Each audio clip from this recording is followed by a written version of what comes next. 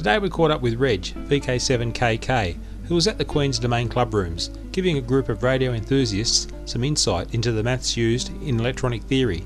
This is what Reg had to say about his life and amateur radio. I first became interested while I was at university. I had a younger brother who was 3 years younger than I was, and at those days you had to be 16 to get an amateur radio licence. And of course I was 17 at that stage and he was only 14, so I sort of got my licence first while I was at, when I was about 18. So that means this year I've had it for 50 years. The radio gear I currently use is, I guess, in two parts. One, HF, I've got a Kenwood 820, which I've had for years and years and years. It still seems to keep going. I've also got a 706, which I can use for HF. For VHF, I've got, of course, the usual FM things, plus an Icon 910 all band, which goes up to 1.2 gig as well as 2 metres. So I can't say I currently use it very much, but it's there sitting on the shack. My favourite piece of electronic equipment would be my VHF unit, the Icon 910.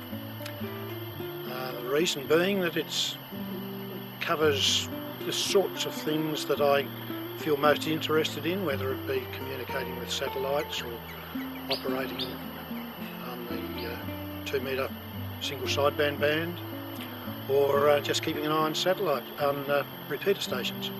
So it covers all those sorts of areas, and I enjoy VHF operation probably more than HF operation. My most memorable contact, I guess again it's VHF. In the years gone by when I used to use AM equipment on 2 metres, I think probably my brother built most of it, but you know, we shared the use of it. We tried for ages and ages and ages to get an AM contact from inside Hobart to inside Launceston. Eventually we got contacts in with 7LZ and VK7PF, who are now long gone, but I think that was accomplishment for the technology at the time and getting on with it. Another one I remember, perhaps if I can put in two, was my only CW contact from one side of Launceston to another on one of the early Oscar satellites.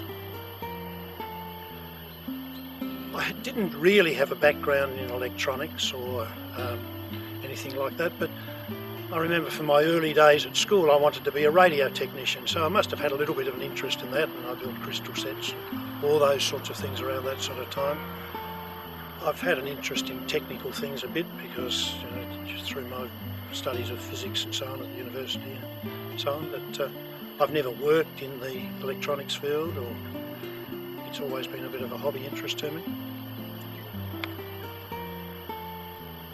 I guess the biggest change in amateur radio since I started was the loss of the ability to build equipment and to see the sort of fruits of your labour. It's about the only thing sort of I would contemplate building these days would be aerials and power supplies, but of course when we started we built transmitters and not perhaps so much receivers, but still it was always possible to build receivers. And I still remember an old single sideband phasing rig that we built years ago, but the demise of the home built and the rise of the black boxes and the emphasis on operating rather than technical development, I guess, will be the biggest change.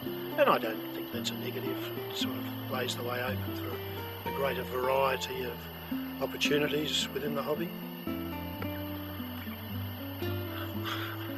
Over the next 10 years, you know, when you think of things that might change over that sort of time, it's all very difficult to do a crystal ball gazing, isn't it?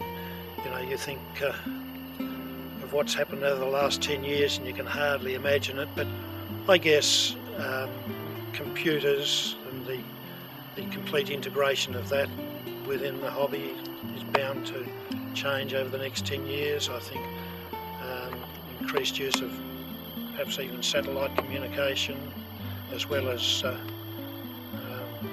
radio communication linked with computers must make a difference. I think one of the biggest challenges over the next 10 years is to enthuse younger people in the hobby and seeing if, hopefully there'll be a role for them to be interested in these sort of developing aspects. Good. The sort of message I'd send out to young prospective amateurs is that it's important to try to get some sort of interest that allows you to develop your mind and your thinking ability, and to sort of try and get beyond the watching television and playing computer games and these sorts of things. Amateur radio can give you the opportunity to think about things, to develop your mind, to have some sort of self-training in an area that you mightn't otherwise have access to.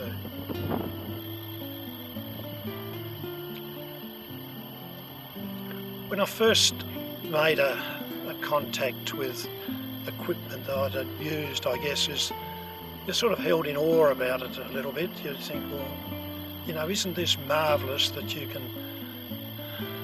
connect together a few bits and pieces and drive around and see the end result of it. And I think that sort of awe is probably lost these days when you've got a mobile phone in your pocket and a computer at home where you can connect so well.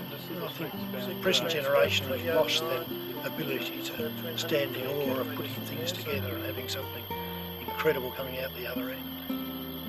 Cool. I've had my amateur radio licence for 50 years this year. So I started off with a Z-Core for 10 years and eventually got my HF licence after that. Those days I had to get 14 words per minute. It was a Morse code test and didn't quite get there, but they luckily changed it to 12 words per minute and I managed to get my full licence after that first 10 years. So then I've had that now for 40 years.